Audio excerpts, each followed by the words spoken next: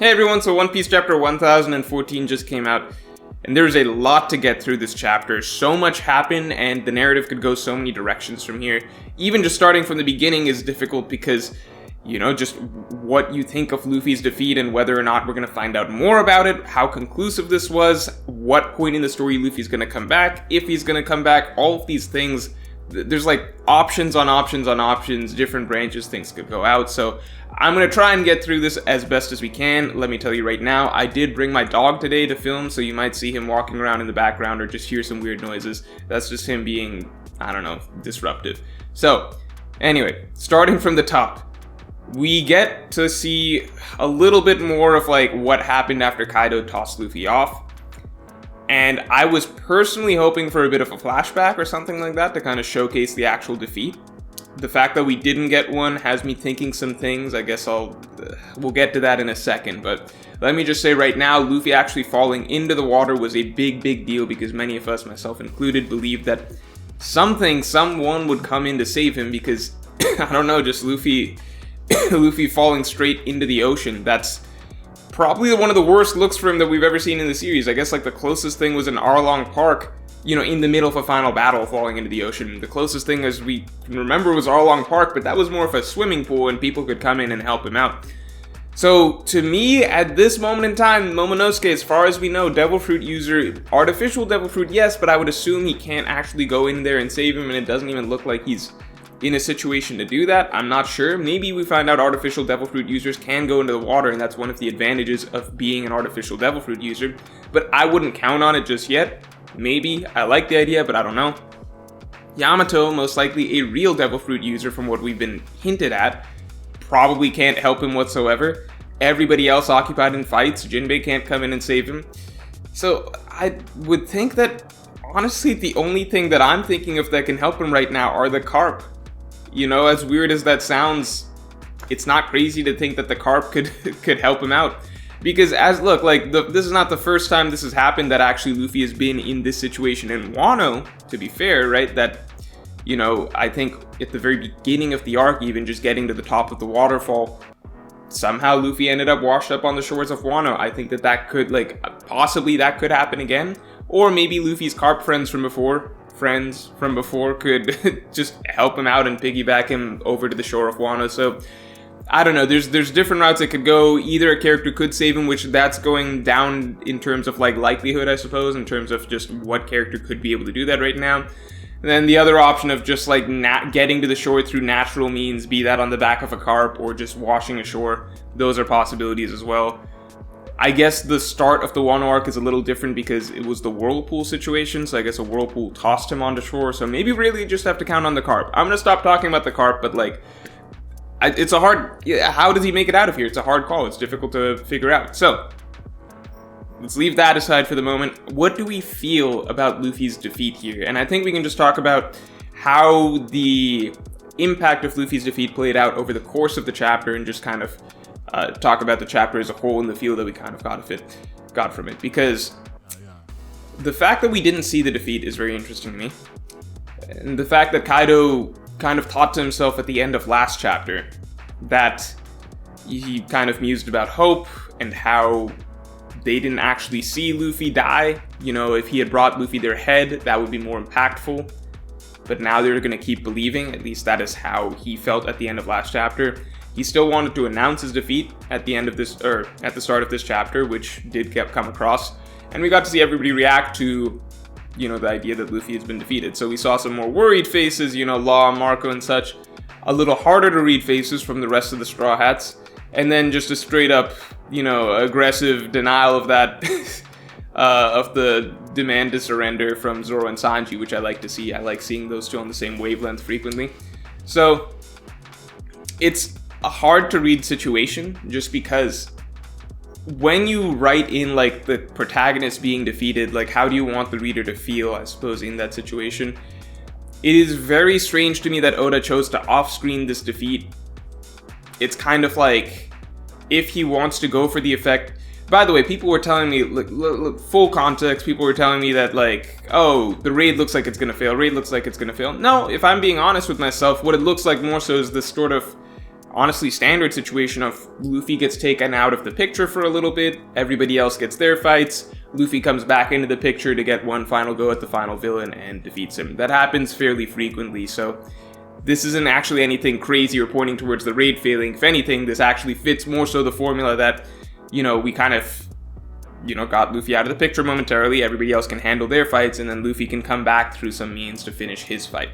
However, I don't get why Oda chose to do things the way that he did, if that is the case, because in that case, you would still want to show Luffy being defeated by Kaido. Like, that scene is very, very important for the tone and the tension of this segment of the arc. If this is where Oda is trying to actually build in that sense of, high stakes conflict and everything like that, it is very strange to kind of just do it in such a, I don't know, checking off a box sort of a manner where like, oh yeah, let's throw in a panel of Luffy being defeated. Like, compare this to what happened in Alabasta, either of those 2 rounds in Alabasta where Luffy lost, where the impact of his defeat really, really hit home, and we saw the effect that had on the protagonist, on the rest of the Straw Hats, right? Especially the first one. The first one mainly where they were really, really worried. Usopp even thought that, remember the Straw Hats reacting to being told that Luffy had died, etc., etc.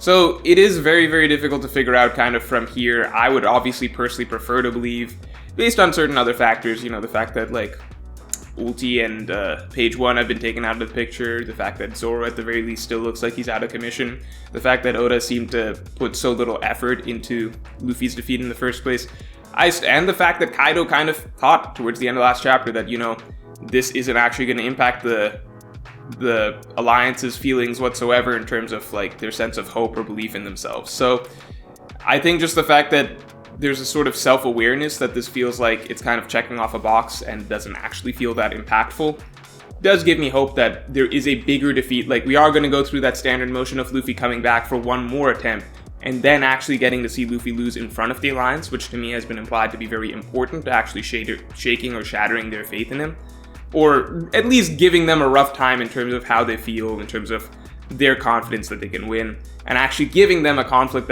or like a low point that they need to come back from.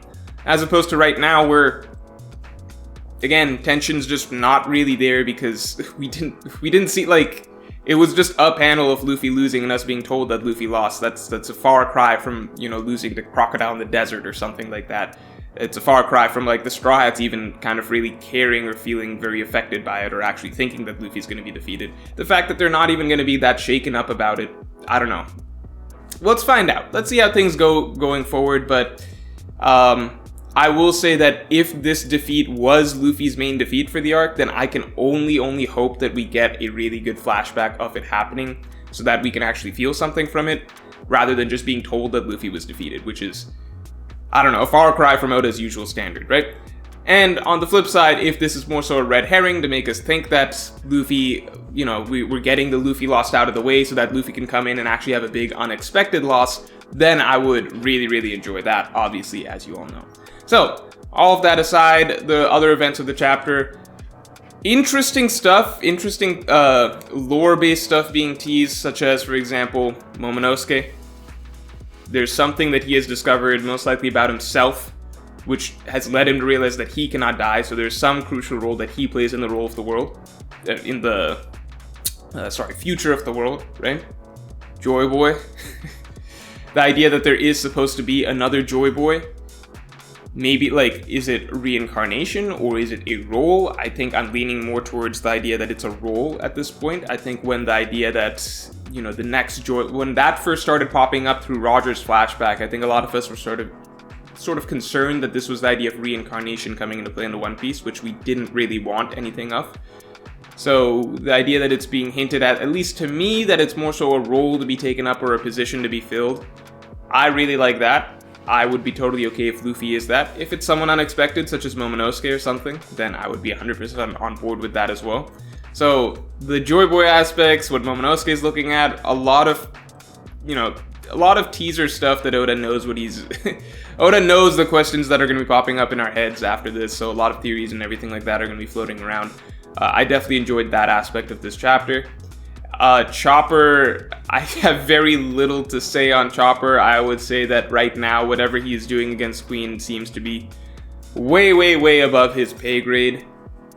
I don't think any of us imagined Chopper messing with Queen in the slot. Obviously, Queen is not affected or anything like that. Chopper even makes a point of saying that, but like, it's just, this is a Yonko commander. I mean, think back to how much trouble Luffy had against Cracker. Just against Cracker back then, even in Gear 4th. So, the fact that Chopper is even attempting to do anything to Queen, and the fact that Chopper hasn't been immediately destroyed is pretty surprising. So, I don't know, nothing much to say about that. I think that I like the fact that Chopper actually improved his Rumble Ball.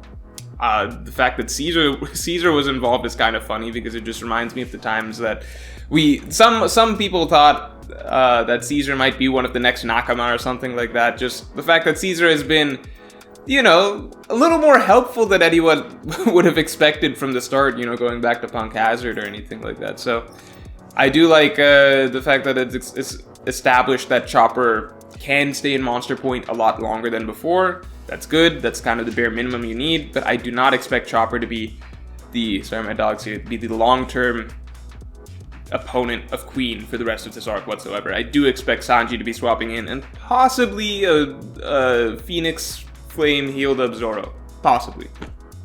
That aside, ending of the chapter, Kiku, Kanjuro, Kinemon. So, it's rough, man, that Oda, like, over time, like, are these real deaths? Like, that's the problem. That's it. Like, I think they're good. These are good death scenes okay, so from the start, I was wondering for a while why Kiku Kanjuro, that was the thing that was being played up. I realize now, or at least I feel now, that it was more so for the sake of Kinemon. I think Kinemon ultimately was set up to be, like, this was the matchup that sort of made sense to me. Kinemon versus Kanjuro. Having Kanjuro first, I suppose, take out Kiku was a really good way to give Kinemon one last extra. There feels like a little extra oomph in Kinemon coming in and cutting down Kanjuro, right? So, because it's not just the entire betrayal and everything like that, but even seeing Kanjuro kill Kiku in front of his eyes. Kill Kiku, we don't know yet. Kill her in front of his eyes. That just gives like a little extra oomph to me for Kinemon coming in like with a lot of rage and just wanting to take Kanjuro out. And I hope that he did. It just feels right. It feels right that each of them died here. It just feels right. It feels like that's the way it should be, but that's what I thought with Pound, you know? That's what I thought with Pell. It's Ashura Doji I don't count. Ashura Doji, I think, to me to me that feels very clear that it wasn't much of a death. Like, Kiku got this nice little monologue and everything like that on the way out, something about the falling snow, something like that. Okay, I won't say it's a nice I thought it was kind of a generic monologue, but it was something, okay? So, it still felt like a death scene. Ashura Doji's does feel like a fake out to me, but I still can't feel 100% for sure that, you know, this was the death scene for Kiku. I think if I reread the arc from start to finish, I think that this would be a really strong moment, because Kinemon and Kiku, we were told from the beginning that they did have a bit of a special bond, and that Kiku treated Kinemon as her master and everything like that. Like, even from Act 1, their dynamic was the one that they were the two scabbards that we started the entire storyline with, essentially. And so now it's coming down to this, where Kanjuro is killing one of them, and Kinemon is forced to kill Kanjuro. We would not have imagined any of that towards the start of the arc. I think that is a potentially very powerful storyline if it all comes through, in that they are actually dead. And I'm just sad that, like, I have to say any of that. But that's the reality of it, right? This is just the way we feel about One Piece at this point. So, I like to think that they're dead. I am not going to be so it's kind of a fool me once, shame on you, fool me twice, shame on me sort of situation. It's just, like, how many times am I going to be faked out with these deaths before I learn my lesson? So I'm just going to wait. I'm not going to assume anyone is dead out of this trio. I like to think they are, but I'm not going to assume. With Kinemon, I do think that it's very possible, at the very least, that he did not die from that final blow, because I would think that Kinemon's death would warrant a full chapter or half chapter, because that's just the size of, or the scale of a character that he's become at this point. And I do think that he deserves a full chapter, at least a half chapter, a full chapter at least, that's titled, you know, Kinemon, Foxfire Kinemon, etc. Because, you know, Kinemon has just become, I've mentioned this multiple times, but I don't know the point that he became a character that I actually genuinely cared about, because I did not care about him in Punk Hazard. I didn't care about him in Dressrosa. I don't know if I cared about him in Zou. I think just over the course of Wano, my respect for the character and just maybe the fact that he just feels like such a regular dude that's trying to put all of this stuff on his back and really make this really, really big event happen. I don't know, like, it doesn't feel like he's the guy that would be doing it, if that makes sense. He's clearly filling the shoes of someone much bigger, which is Odin, but the fact that he stepped up as a leader, I'm going to save my Kinemon thoughts till the chapter where he actually dies, I suppose. We don't have to get into it too much here, but I really hope that it wasn't, if Kinemon is to die, I hope Kinemon dies. I hope that this blow was not just the finishing blow, because I do hope that we get a little bit more of a played out scene where we get to see Kinemon just fully sacrifice himself. So I hope that next chapter maybe he survived and we get some last words between him and Momonosuke before Kaido kills him for good, essentially. That's where I'm at. Yeah, I think that that's it for this chapter. I'm really looking forward to next chapter because the story can just go so many ways from here. So I will talk to you all next week.